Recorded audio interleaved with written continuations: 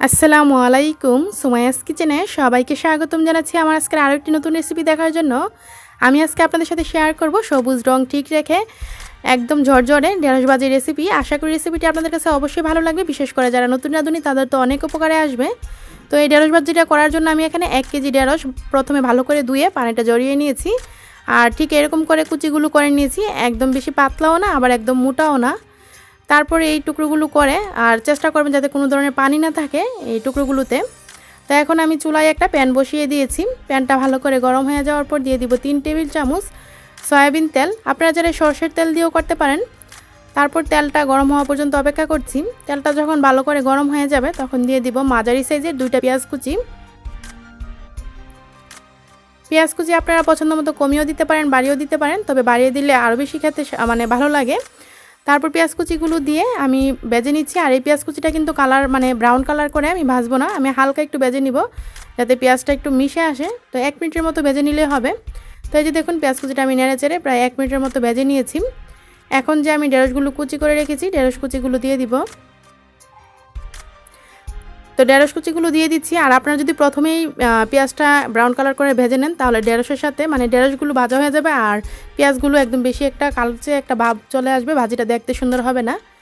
তারপর আমি দিয়ে দিচ্ছি এখানে 1 চা চামচ হলুদ গুঁড়া।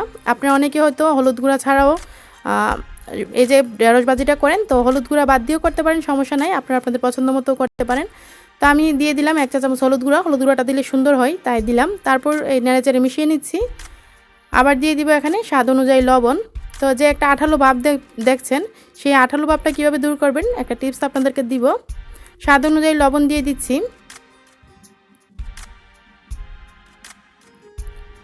তারপর আবারও নেড়েচেড়ে মিশিয়ে নিচ্ছি। আর দিয়ে দিব এখানে আস্ত কাঁচামরিচ। আপনারা চাইলে কাঁচামরিচটা ফালি করে দিতে পারেন, আমি আস্ত কাঁচামরিচ দিচ্ছি। জাল খেতে চাইলে কাঁচামরিচটা ফালি করে দিলে হবে। তো আস্ত কিছু 6-7টা কাঁচামরিচ দিয়ে দিলাম। কাঁচামরিচগুলো দেওয়ার পর আবারও নেড়েচেড়ে নিচ্ছি। তো এই যে আঠালো ভাবটা দেখছেন, সেই আঠালো ভাবটা দূর করার জন্য আমি এখানে একটা লেবুর টুকরা নিয়েছি মাঝারি সাইজের। লেবুর টুকরা বেশি বড় সাইজের দেওয়ার দরকার নাই, ছোট সাইজের কিংবা মাঝারি সাইজের হলেই হবে। তো আমি একটা মাঝারি সাইজের লেবুর টুকরো নিয়ে এই লেবুর টুকরো পুরো রসটাই দিয়ে দিব। আর তাতে করে এই লেবুর টুকরো রসটা দেওয়ার কারণে দেখবেন যে আঠালো ভাবটা, সেই আঠালো ভাবটা একদমই দূর হয়ে গিয়েছে। তো আমি এই লেবুর রসটা দিয়ে দিচ্ছি। একদম ম্যাজিকের মতো দেখবেন আঠালো ভাবটা একদমই গায়েব হয়ে গিয়েছে। লেবু রসটা দেওয়ার পর প্রায় 1 মিনিটের মতো নেড়েচেড়ে নিলেই দেখবেন একদমই আঠালো ভাবটা নাই। এই যে দেখুন 1 মিনিট নেড়েচেড়ে নেওয়ার পর আঠালো ভাবটা একদমই দূর হয়ে গিয়েছে। তো এখন আমি চুলার আঁচটা কিন্তু ফুল আঁচে রেখে পুরো ভাজিটা করছি। তো এখন নেড়েচেড়ে আরও 5 থেকে 7 মিনিট এই ভাজিটা করে নিচ্ছি। এই যে দেখুন ভেন্ডিটা কিন্তু খুব সুন্দরভাবে সিদ্ধ হয়ে গিয়েছে। তো এটাকে অনেক জায়গায় ভেন্ডি বলে, ঢেঁড়স বলে, তো আমাদের এলাকায় এটাকে ভেন্ডি বলে। তো এই ভেন্ডি ভাজিটা কিন্তু হয়ে গিয়েছে, জড়জড়ে হয়েছে। আর ভেন্ডি আমি একটা চেকও করে নিয়েছি, একদম ভালোভাবে সিদ্ধ হয়ে গিয়েছে, লবণ সব কিছু একদম ঠিক আছে। আর কতটা ঝরঝরে হয়েছে নিশ্চয়ই দেখেই বুঝতে পারছেন। তো ভেন্ডি ভাজিটা কিন্তু আমি পুরো রান্নাটাই ফুল আঁচে করেছি। ফুল আঁচে করে রান্নাটা করলে এই ঢেঁড়সের যেই সবুজ কালারটা সেটা ঠিক থাকে। তো এখন আমি নামিয়ে চুলা থেকে একটা প্লেটে তুলে নিয়েছি। আর এই যে দেখুন এই ঢেঁড়সগুলো কত সুন্দর জড়জড়ে হয়েছে এবং সবুজ কালারটাও ঠিক রয়েছে। তো নিশ্চয়ই দেখেই বুঝতে পারছেন কত সহজে ঢেঁড়স ভাজিটা করা যায়। 10 থেকে 15 মিনিটেই কিন্তু এই ভাজিটা হয়ে যায়।